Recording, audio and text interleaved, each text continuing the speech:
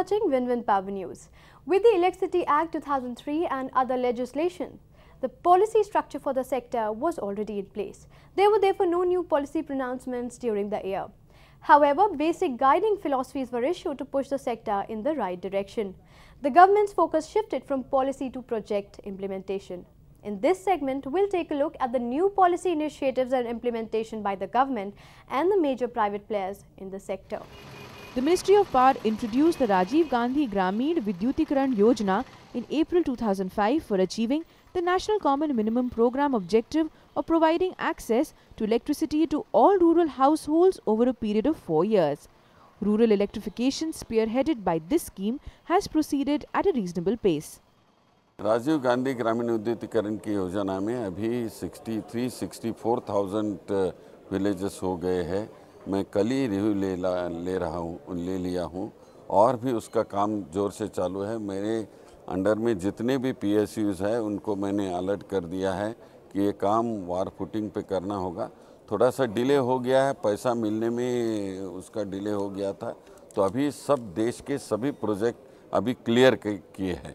As entrusted by the Electricity Act 2003, the regulatory commissions were established to regulate the tariff of generating companies, interstate transmission and determine tariff for interstate transmission of electricity. The Commission intends to promote competition, efficiency and economy in bulk power markets, improve the quality of supply, promote investments and advise government on the removal of institutional barriers to bridge the demand-supply gap and thus foster the interest of consumers.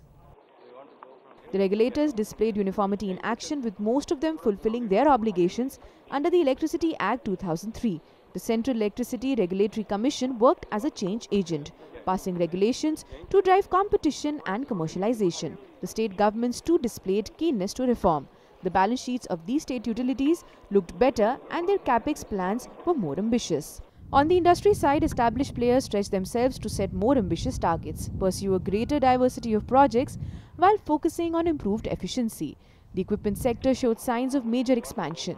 Equipment manufacturers focused on increasing capacities and forming joint ventures and tie-ups to capture a larger share of the market. At least 5 new equipment JVs were forged that in a few years' time will supplement Bharat Heavy Electrical Limited's capacity.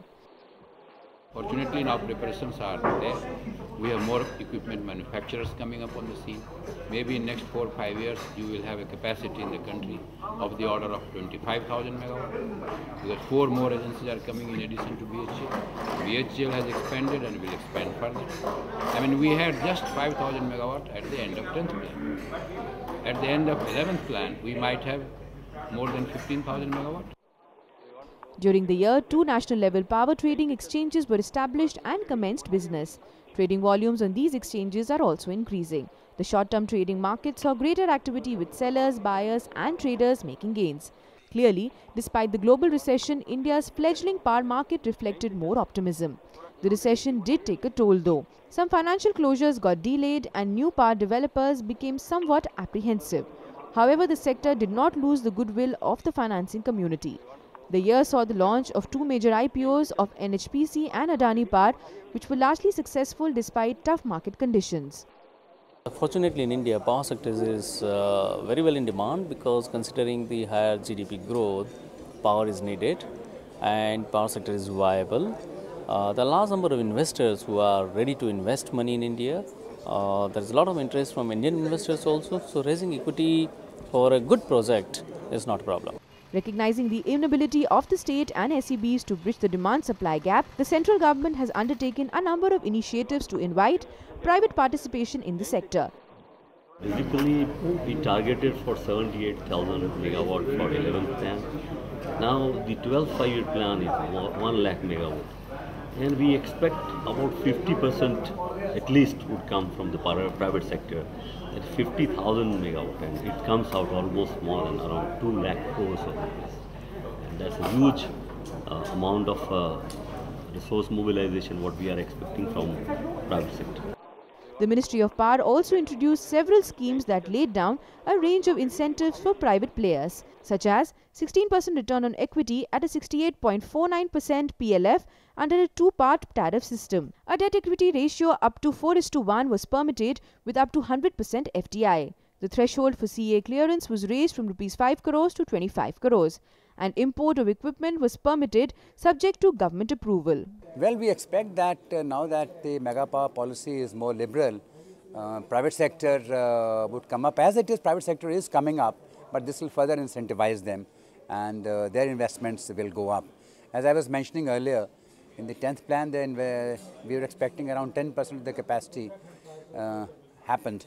But in the current plan, we are expecting around 1/3 of the capacity from the private sector. So they are coming up as it is, but this will further incentivize them. Well, the reforms are at the nascent stage and their positive impact will only be seen with time. As far as business avenues for private investors are concerned, the sector does offer opportunities. There is no doubt that with the implementation of reforms in the SEBs, the sector will benefit and prosper. But this depends on active private participation. And to achieve this, sensitivity would be required to the issues of concern raised by the private investor, whether pertaining to sanctity of contracts, removal of monopolies at any level, or bringing in competition in all functional area. It's time now for another short break. You stay tuned.